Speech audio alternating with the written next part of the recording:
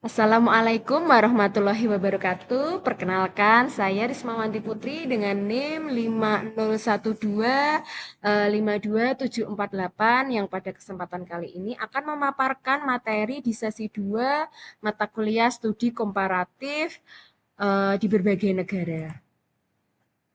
Untuk pertanyaan yang pertama, berikan 5 hal penting yang dibahas oleh penulis dengan judul Pendidikan Pendekatan Multikultural untuk Membentuk Karakter dan Identitas Nasional di Era Revolusi Industri 4.0, A Literature Review. Revolusi Industri 4.0 membawa kemajuan teknologi, namun juga memicu tantangan sosial seperti miskomunikasi dalam masyarakat multikultural. Keanekaragaman etnis, budaya, agama, dan gender berpotensi menimbulkan konflik jika tidak diimbangi dengan pendidikan multikultural. Oleh karena itu, pendidikan multikultural perlu diterapkan sejak dini di sekolah untuk membentuk individu yang inklusif, menghargai perbedaan, dan memiliki empati sosial. Strateginya mencakup penguatan nilai kebangsaan melalui kurikulum berbasis kearifan lokal dan pendidikan kewarganegaraan. Kemudian, yang pertama, pendidikan multikultural sebagai kebutuhan mendesak. Pendidikan multikultural dipandang penting untuk menanamkan nilai-nilai kehidupan sejak dini agar siswa mampu menerima perbedaan budaya, agama, etnis, maupun gender, sehingga dapat mengurangi diskriminasi dan konflik sosial. Kemudian, yang kedua adalah tantangan revolusi industri 4.0. Kemajuan teknologi membawa dampak positif sekaligus negatif, seperti berkurangnya interaksi sosial langsung, lunturnya kearifan lokal, serta munculnya potensi kesenjangan dan radikalisme jika tidak diimbangi dengan pemahaman multikultural. Kemudian yang ketiga, pembentukan karakter dan identitas nasional.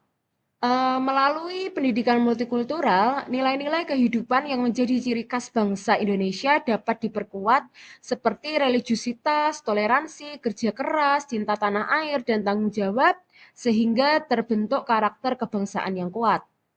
Kemudian yang keempat, strategi implementasi di sekolah.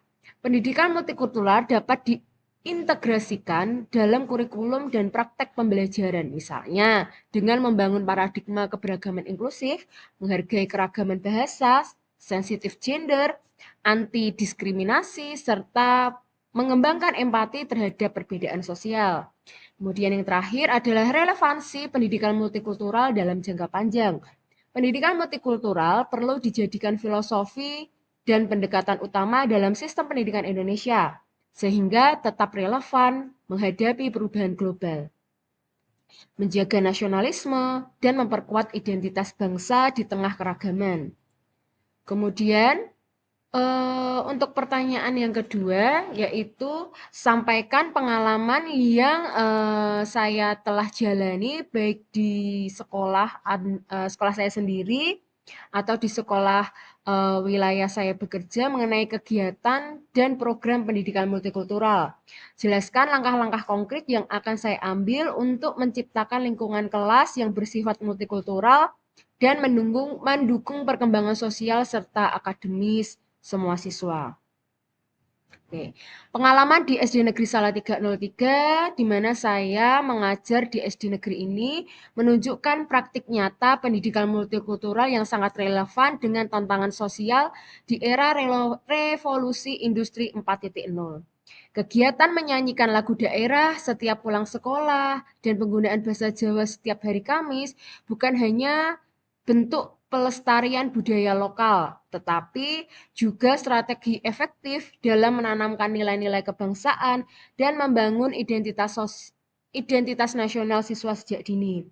Kebiasaan ini menciptakan suasana inklusif di mana siswa belajar menghargai keberagaman budaya, bahasa, dan tradisi yang ada di Indonesia.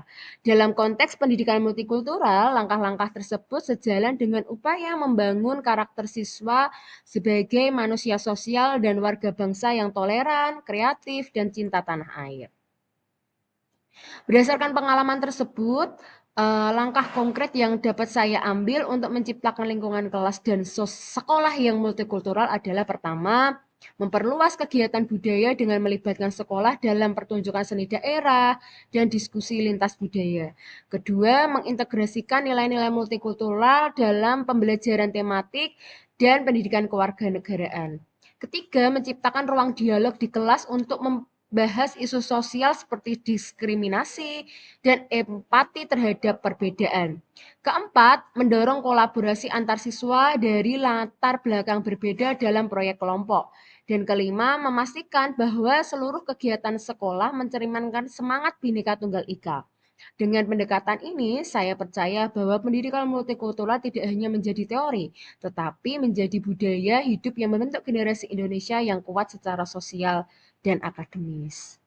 Kemudian, silahkan cermati, pelajari video dengan judul New Boy. Nah, pada film pendek berjudul New Boy ini menceritakan seorang anak laki-laki yang berkulit hitam yang harus meninggalkan lingkungan lamanya yang sederhana dan penuh kesamaan, di mana ia belajar dengan papan tulis dan kapur bersama ayahnya yang menjadi guru. Kehidupannya berubah ketika ayahnya dibunuh oleh pasukan bersenjata, memaksanya pindah ke sekolah baru yang murid-muridnya itu mayoritas berkulit putih. Di sekolah barunya, ia mengalami perlakuan yang tidak menyenangkan, berupa ejekan dan ancaman. Tetapi ia tidak gentar. Dengan keberanian dan kecerdasannya, ia mampu menghadapi situasi sulit.